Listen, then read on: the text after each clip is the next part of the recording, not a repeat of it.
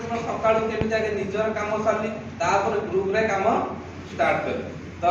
My self होची शिवसुंदर दल घर होची राजकनिका आउ ये बिजनेस को पढ़ा समय स्टार्ट करथिली लगभग 2.5 वर्ष ऊर्ध हो गला बिजनेस से तो जड़ित अछि। आउ ये बिजनेस को केवल स्टार्ट करिया प्रथम उद्देश्य थिला विदेश यात्रा।